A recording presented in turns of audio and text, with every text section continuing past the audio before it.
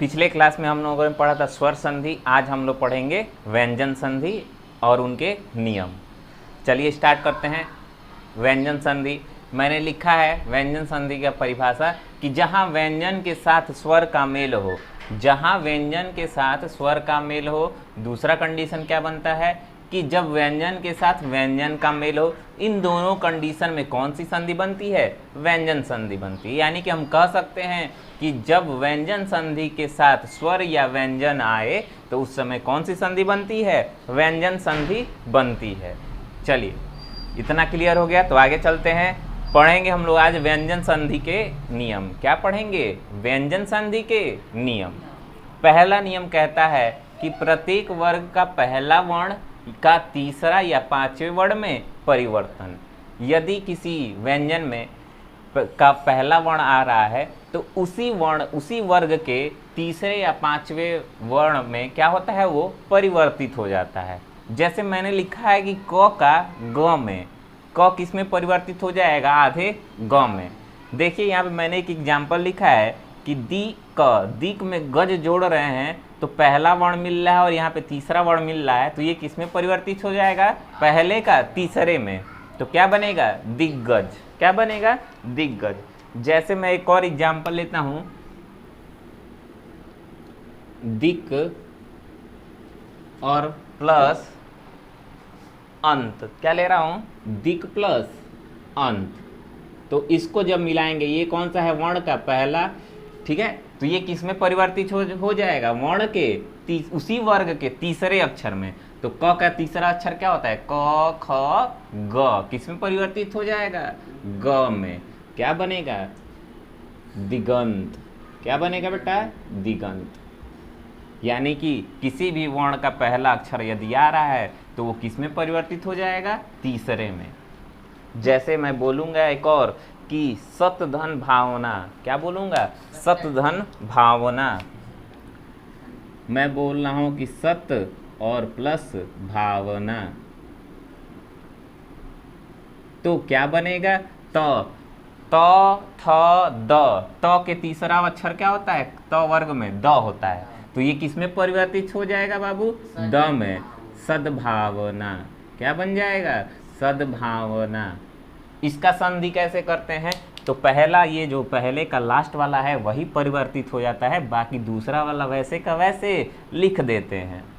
ठीक है, तो पहला कंडीशन था ये। अब चलिए हम लोग सीखेंगे दूसरा कंडीशन कि पहले वर्ग का किस में परिवर्तन होगा? पांचवें वर्ग में। देखते हैं उसका एग्जाम्पल।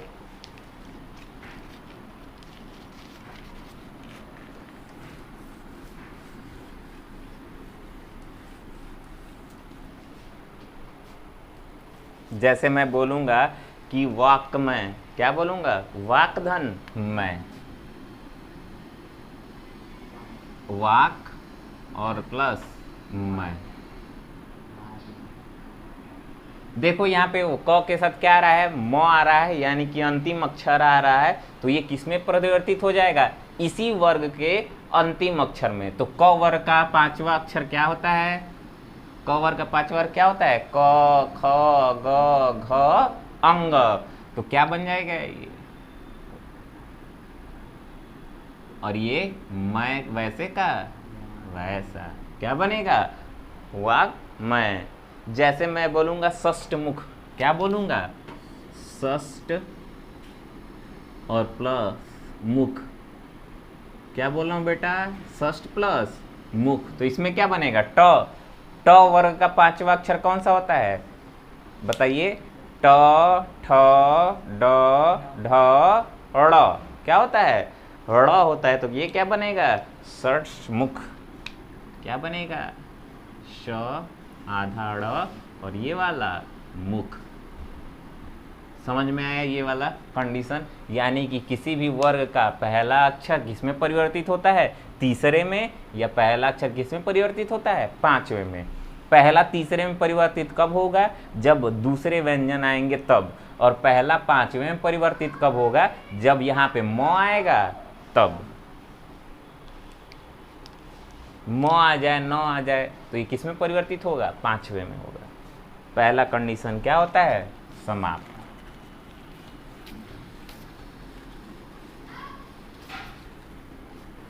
अब हम लोग क्या पढ़ेंगे, इसका दूसरा कंडीशन।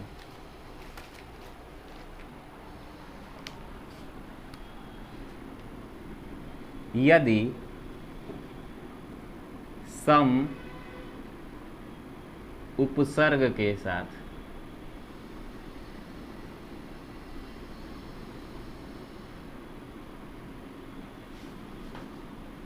क्या बोल रहा हूं कि यदि सम उपसर्ग के बाद, साथ में अंतस्थ व्यंजन आ जाए। कौन सा व्यंजन? अंतस्थ। अंतस्थ व्यंजन क्या होता है? य, र, ल, व। ये क्या होता है? अंतस्थ व्यंजन। यदि अंतस्थ व्यंजन आ जाए, अंतस्थ व्यंजन आ जाए या उष्म व्यंजन आ जाए, क्या आ जाए? उष्म।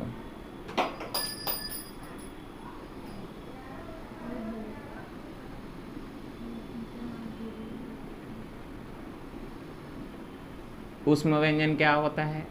स, स, श और ह।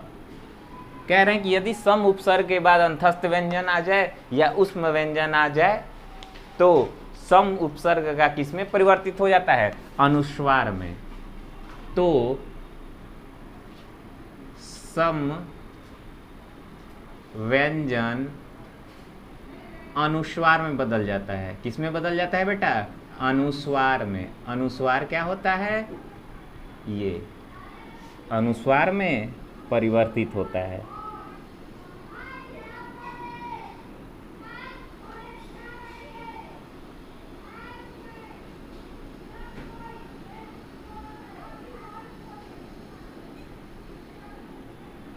ठीक है। दूसरा कंडीशन हमने लिखा है कि यदि सम उपसर्ग के साथ, यदि सम उपसर्ग के साथ अंतस्थ व्यंजन आए या उष्म व्यंजन आए तो इस कंडीशन में क्या बनता है? सम व्यंजन का अनुस्वार में परिवर्तन हो जाता है। ठीक है। तो चलिए एक एग्जाम्पल देते हैं, उसके थ्रू समझेंगे। जैसे मैं बोलूंगा संयोग। क्या बोल रहा हूं? संयोग।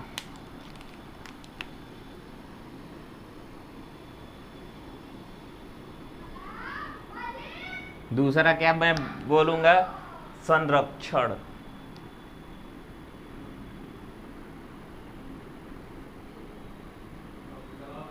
देखिए कैसे ये परिवर्तित हो रहा है संयोग। जैसे इसका जब विच्छेद करेंगे तो क्या बनेगा?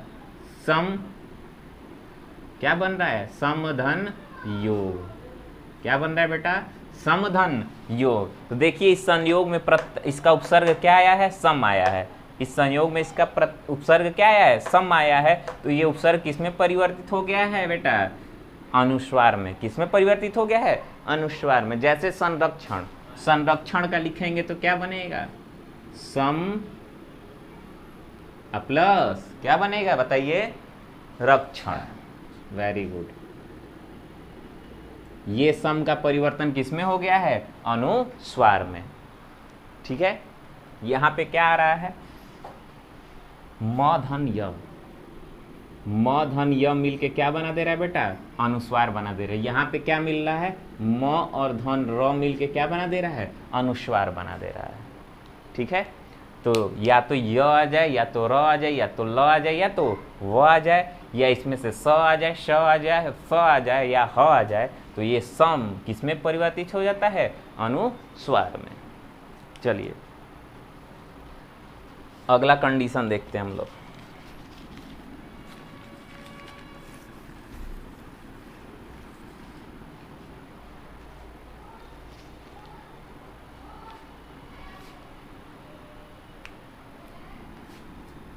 तीसरा, यदि म के साथ, म के साथ क्या आ जाए? म आ जाए। म के साथ क्या आ जाए बेटा? म आ जाए तो वह द्वित हो जाता है। क्या हो जाता है? द्वित हो जाता है। द्वित मतलब क्या होता है? द्वित्व। द्वित्व हो जाता है। द्वित्व मतलब क्या होता है बाबू कि एक ही अक्षर कितनी बार बन जाता है, 2 बार, द्वित्व।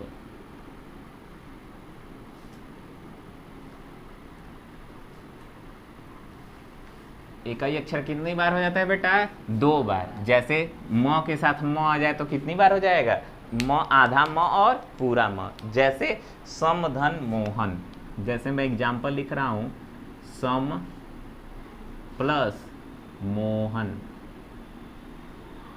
देखो यहाँ पे म आ रहा है और यहाँ पे म आ रहा है, तो जब म आएगा तो क्या हो जाएगा, स आधा म पूरा म मोहन, सम्मोहन। ठीक है, और इसी को क्या बोलते हैं, द्वित्व। जैसे सम धन मान, जैसे मैं क्या लिख रहा हूं, सम और धन मान, ये क्या हो जाएगा बेटा, सम्मान। वेरी गुड, किसमें हो जाएगा, सम्मान। शाबाश। क्या हो जाएगा, सम धन मान, तो क्या बनेगा, सम्मान।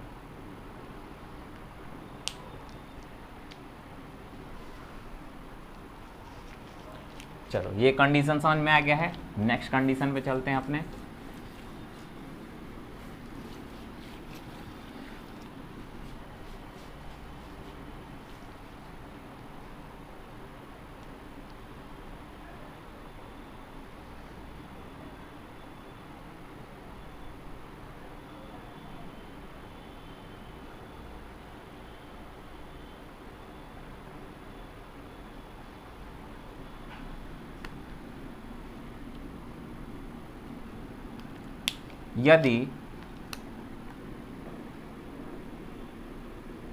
यदि अ या आ स्वर छोड़कर, क्या कह रहे हैं कि यदि अ या आ स्वर छोड़कर कोई भी स्वर आ जाए, क्या आ जाए, कोई भी स्वर, कोई भी स्वर के बाद, कोई भी स्वर के बाद श आए, श यानी कि कौन सा स, दंत स, स आए, स आए तो वह इस वाले स में परिवर्तित होता है। किस वाले स में, मूर्धन्य स में परिवर्तित हो जाता है।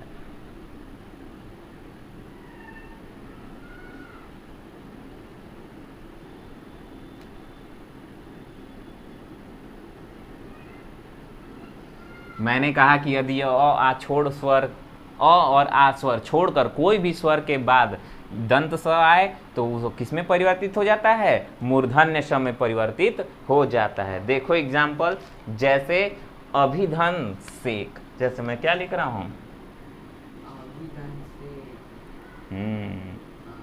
अभी अधन सेक,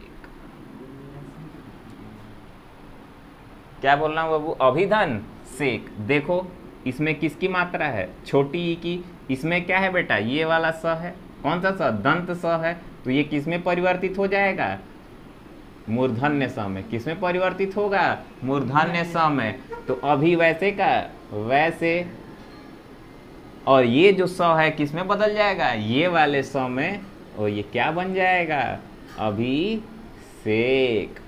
क्या बनेगा, अभिषेक। जैसे मैं एक और लिख रहा हूं विषम, क्या लिख रहा हूं, विषम, विधन सम, क्या लिख रहा हूं, विधन सम। तो बाबू देखो इसमें क्या, किसकी मात्रा है, छोटी ई की। इसके साथ क्या आ रहा है, ये वाला स आ रहा है, यानी कि दंत स आ रहा है, तो ये किस में परिवर्तित हो जाएगा, मूर्धन्य स में। तो मूर्धन्य स में क्या हो जाएगा, ये विषम। वेरी गुड, क्या हो जाएगा, ये विषम हो जाएगा। ये वाला कंडीशन समझ में आ गया।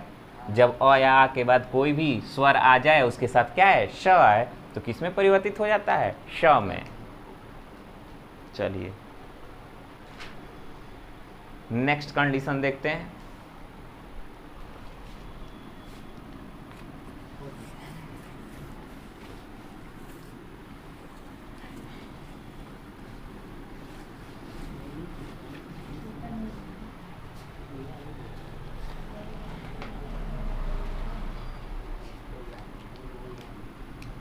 कौन सा कंडीशन था जी, कितने नंबर का था?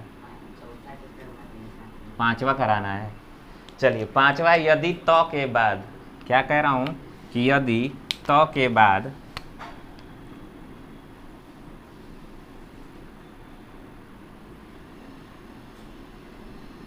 यदि तो के बाद क्या आ जाए, च ज ल,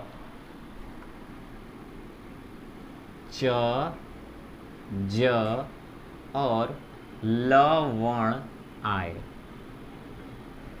यदि तो के बाद कौन सा वर्ण आ जाए बाबू, च आ जाए, ज आ जाए और ल वर्ण आ जाए, तो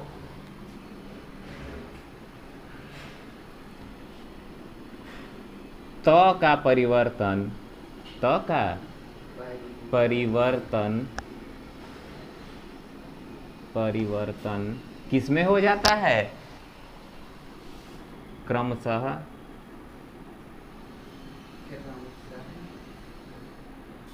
च ज ल में हो जाता है। शाबाश, ठीक है।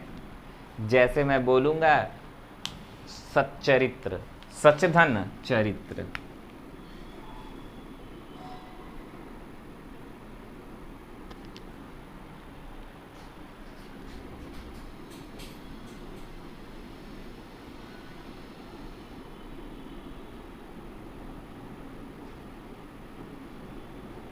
देखिए मैंने क्या बोला, सतचरित्र, क्या बोला, सतचरित्र। देखो इसमें क्या है बेटा, तो है, और ये किसके, इसके बाद क्या आ गया है, च आ गया है, तो ये किस में परिवर्तित हो जाएगा, आधा च में। तो ये क्या बनेगा, श च पूरा च और रित, क्या बन जाएगा, सच्चरित।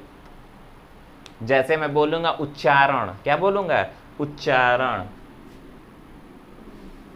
उत और धन चारण। ए बाबू इसमें कौन सा है, आधा त है, और इसके बाद त के बाद क्या आ रहा है, च, तो ये किस में बदल जाएगा, च में। क्या हो जाएगा ये, उच्चारण। वेरी गुड, समझ में आ गया ये वाला। चलो तो आज के लिए इतना ही रहने देते हैं। अगली क्लास में 2-3 और कंडीशन है उसको पूरा करेंगे, और साथ में ही इसका शॉर्ट ट्रिक समझेंगे कि व्यंजन संधि को हम शॉर्ट ट्रिक से कैसे पहचान सकते हैं, ठीक है, जो आपके एग्जाम के लिए बहुत ही ज़्यादा इम्पॉर्टेंट होगा।